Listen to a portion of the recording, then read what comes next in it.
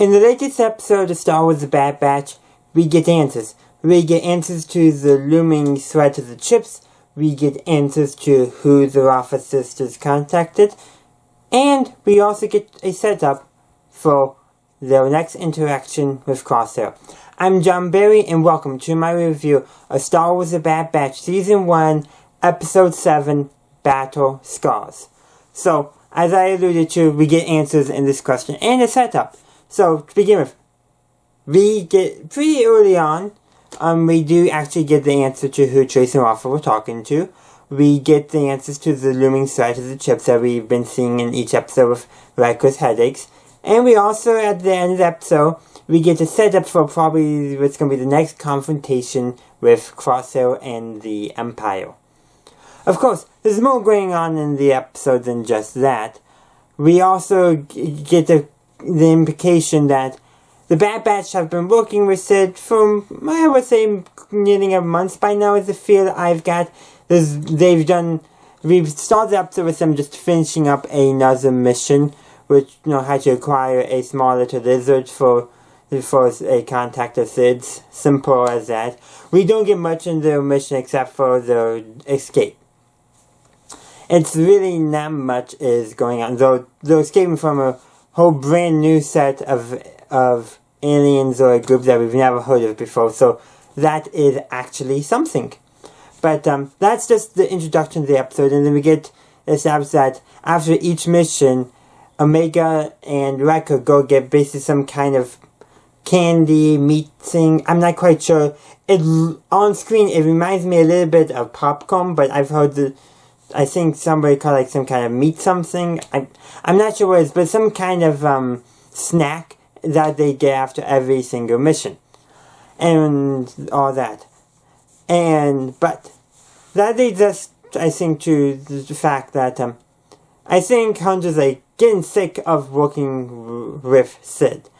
He's tired of not getting, a large payout, and of course, they're running up a bill with Sid because, Omega and Hunter are putting their traditional snack on Sid's tab. So yeah. Hunter, though, is definitely, reevaluate. You can tell he's starting to reevaluate their relationship with Sid and should they really be working as basically mercenaries for her. And then they hear some gunshots. Apparently somebody angered Captain Rex, is the best I can guess. But yeah, so Captain Rex is the one Trace and Rafa were in contact with.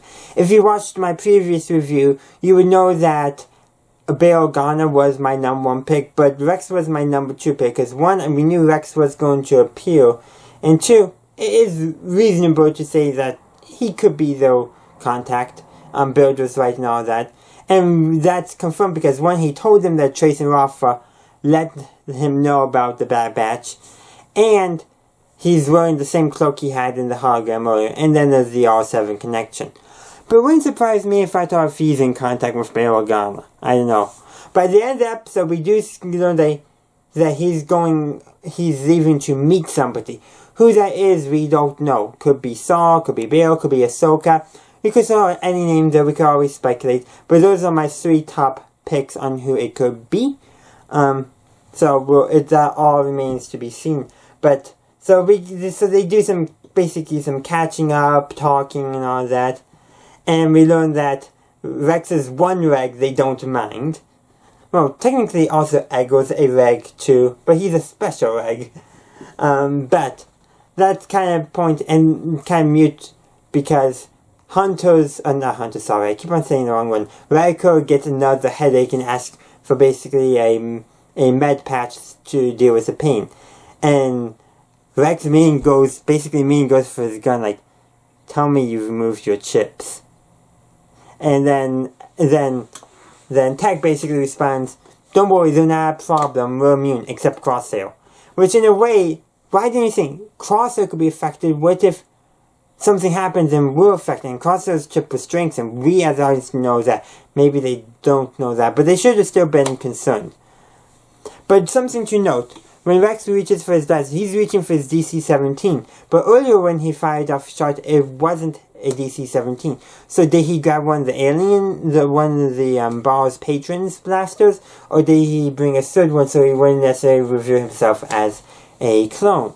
It's hard to say what it could be. But anyhow, so Rex convinces them, you need to get your chips removed ASAP, which Rex is a bit, doesn't really want anyone cutting his head open. Don't quite blame him. But Omega says that she agrees with Rex that they should remove them. Which could be signifying, like, I have a feeling like if she thought the chips were danger earlier, she would have told the Bad Batch to remove them. But maybe now hearing, for somebody who tried to resist a chip and failed, maybe that like, oh yeah, we can't rely on the genetic abnormalities to protect them, especially if something happens.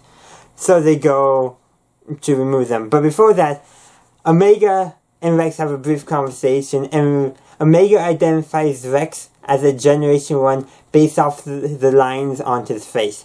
So in a way, she says, I know you're I know you're one of the earliest clones, the Generation 1 clone, because you have wrinkles. That's basically what she's saying. And and actually and so they go to the planet Braca because there's a bunch of Venter Rex there, and they figure they can use one of their med bays to take care of the chips, to remove them, because that's how Rex got his chip removed. So it makes sense. And what I do actually find interesting is how Rex refers to most of those Venters as the implication from it sound like there were two lines of Venters, two different models, and that he wanted to use one of the older models. Because remember, in Revenge of the Sith, all Venters that we see they have the big main hangar doors, but they also have a smaller door within those doors to open up to let one fighter through. But the Venters in the Clone Wars don't. So some people I know online have speculated that could there be two different models. And I almost think this was tacit confirmation that yes, there were two different models of Venters. Now the question is and probably the earlier models of Venters are the ones being scrapped first on Braca.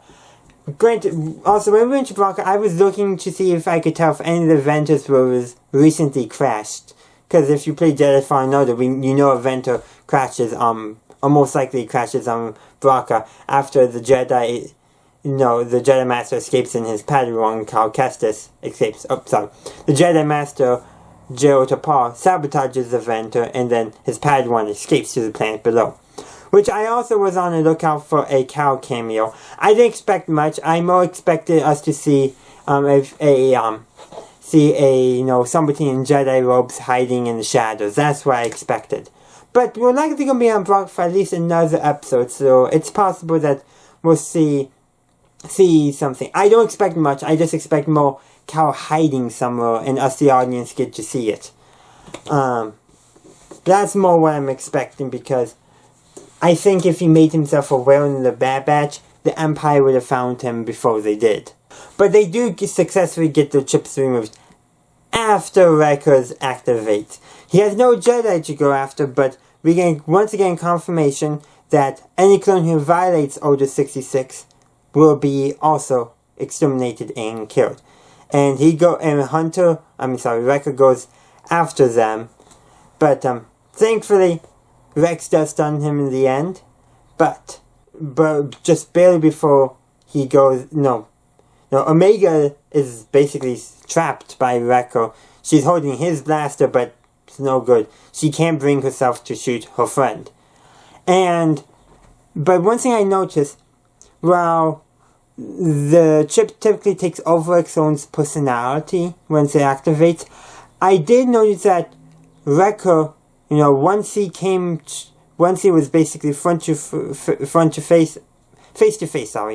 face with Omega, I could almost tell a part of him, so his true self, is trying to fight the chip, and he hesitated for like a split second, which allowed Rex to stun him.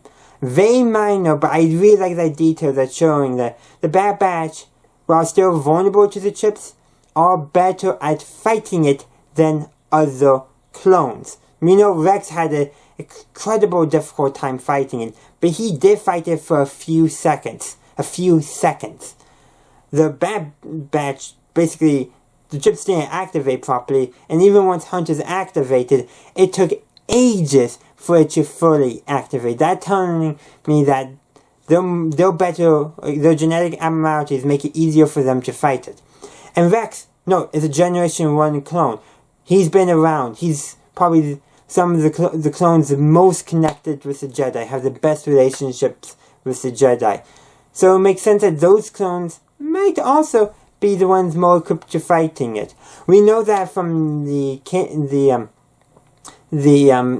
comic that originally showed how Kanan Jarrus, also known as Caleb Dune, survived Order 66. We know that the Jedi commander he worked with was able to reason himself out of Order 66 and turn against it, sacrificing himself so that Kanan could escape.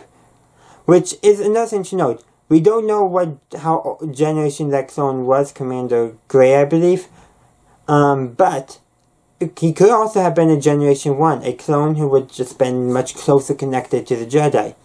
And Rex does say that it's rare for a clone to be immune, which means he's encountered at least one clone who was immune since Order 66 was instituted. I have the feeling we have to include Cut the Crane in that number. He deserted the Grand Army of the Republic, something we've never seen. The closest is Gregor, but that's because he was knocked out. Who knows if his inhibitor chip even works? We might get that answer later on, but he's likely, who knows, with all the trauma he's been through, kind of like Echo, he's probably has built up, his chip is not going to work properly, kind of like the Bad Batch. And he's also implied she might have been a Generation 1, might have been. But, Cutler Crane, he was a Generation 1 clone. That's established in the episode where we meet him. So, that's at least 2 Generation 1 clones who either resisted Order 66 for sure, or didn't even participate. And I think even if Cutler Crane heard Order 66 and went activate because he deserted, I have a feeling the chips are passively preventing desertions and betrayals. Yes, I'm bringing in Slick from the episode Cat and Mouse. He betrayed the Republic. I don't think his chip worked at all. He was an early clone too, so Generation 1. And he has to, for him it has to have not worked. Because I have a feeling the chips are passively ensuring loyalty to the Republic to ensure clones don't desert or betray them, knowingly especially. So that leads me to speculate that those 2 clones, their chips, if they survived to Order 6, if they heard Order 66, the order given, and the chip activated, they would not have obeyed it. Well, Slick might have obeyed it, because of where he stood, because of his actions in the episode where he betrayed the Republic, but if he decided he didn't want to betray the Jedi, he probably wouldn't. So that's just something interesting I noted, and it's extrapolating from the behavior we saw of Rex in the Clone Wars, the Bad Batch in this episode and other episodes, Cut the Crane so far, and bringing in things that we saw in the Clone Wars as well about clones and their behavior, with the knowledge that apparently Rex has met at least one clone who was immune to Order 66. And I'm going to guess a clone who had to have been active serving too. I have a feeling, I don't know who, but I think that they introduced the idea of Generation 1 clones to explain why some clones were able to either resist Order 66 or somehow be immune to it, as it's implied that at least one was. Like, properly immune, not just resisted. And it would make sense that the clones, who was, as I said earlier, the clones who were around the longest, who had the best connection with the Jedi, would be the ones most likely to put up a resistance to Order 66, or to be outright immune from it. The Rex himself just say no matter how hard he tried, he couldn't resist. And that implies he was also conscious of everything that he was doing, which we also got that implication before. But that just makes Order 66 more tragic. Not only was the Jedi gunned down, but they were gunned down by their comrades in arms, many of who, if they had the choice, they would have protected their Jedi. Which it's just so tragic that the clones lost their agency. That's what I really liked about the chips, is that it creates more tragedy around the rise of the Empire. Not only were the Jedi betrayed, but they were betrayed by their comrades, their friends, who didn't want to betray them. Or mostly didn't. There's going to be the oddball like Commander Fox. But I have a feeling if most clones you remove their chip, I'm going to guess 90% of them will be like, what did we do? Why did we do it? Oh God, what did we do? That kind of reaction. Which I think adds some interesting context and just adds to the tragedy of it all. But getting back to the episode Battle Scars. Battle Scars actually does make a very fitting title because one, they actually get a scar from removing the chip. But it's also referring to the Battle Scars of, their experiences. You have Rex's, trauma of Order 66 and his, and how he reacted to learning the Bad Batch didn't have the chips removed. You have just the fact that the chips themselves are a type of battle scar and of Hunter's injuries. It's all building up. Of course, that's not everything battle scars can be referring to as well. But that's my main thing. The scars of battle, the trauma of battle coming back. So the battle scars are the scars relating to Order 66, the trauma of that event. That's kind of why I discussed the tragedy of it earlier, because the trauma is the scar. The trauma of it. The tragedy of it is a scar. Also, it's something to know. We also learned that Omega doesn't have a chip, which leads credence that she was a special project by the Camonans. There's also discussions going on, maybe her full sensitivity. I did wonder, was she going to come, when they were looking for Rex's chip, if she was going to go put her hand on her head like Ahsoka did with Rex, and they were going to find the chip that way. Which I think would have been a cool way of establishing if she was force sensitive or not, but they didn't. But they did have one thing that Ahsoka didn't have. They had Rex, who didn't have a chip, so Texas said, I have a baseline. But it did take longer, which means the chip's weakness is the force. The Jedi are best suited to remove the chip. So, yeah. I did kind of wish they had done that. And I personally believe Omega is force sensitive, but I don't believe she was created to be force sensitive. Whatever the Camonans' plan with Omega was, I think it was to create a force sensitive clone. But they did. And they kept her around, of course. I have a feeling they were trying to create some other clone. Maybe a clone who would be good for the medical field, to help to help soldiers medically and psychologically. Clones probably need therapists with all they've been through. And, the Camonans might say, let's create a clone who would improve the overall health and mental health of our clones. We're going to keep this a side project just in case it doesn't work. And, we got a force sensitive clone. What do we do now? We'll just slowly walk away from this experiment. Maybe do some passive tests in the background to see how this happened. Because we know that by the time the Empire is trying to clone force sensitives and having a difficult time. We know that the final order, the Sith Eternal, most precisely, was palpitated by Tross. His clone bodies are not proper. They're not properly force sensitive enough. And all that. So it does make me wonder, if the Cameroon successfully made a force sensitive clone, they did not share that knowledge. Or they did, and they didn't know how they did it. But the Emperor now knows it's a possibility. Especially if he gets the information from Kamino about Omega, or Crossover reveals the information. More likely than not. But it does pose an interesting question to all this. But yeah. This seems like it would have been the episode to reveal if Omega was force sensitive or not, but they didn't, which means that she may not have been, but maybe she was, in that. It remains, of course, to be seen, but it is definitely an interesting thing. Also, did they remove Echo's chip? I don't remember seeing him for Scar. They probably did, they had to have. Why risk it? So I do want to say, Omega, I wish though they had, even though Omega said she doesn't have a chip, and I think she's right, but they should have just double-checked just in case. But she doesn't, because she was not part of the clone army. She was, I think, a separate, an experiment separate from the clone army. designed entirely by the Camerons, likely for the Camerons. It's just an interesting thought that I think is why she doesn't have a chip, because she was never supposed to be a part of the army. Never supposed to leave Kamino or interact with a Jedi. She was not... Basically, she was a private pet project of the Camerons. Though apparently still part of the overall clone army cloning progress. But they probably did... She was basically an on the books but off the books experiment. So that is where I'm going to end this review. I did seem like I went all over the place, but I did try to all bring it back together toward the episode and the implications of this episode, and what the review is about characters and all of that.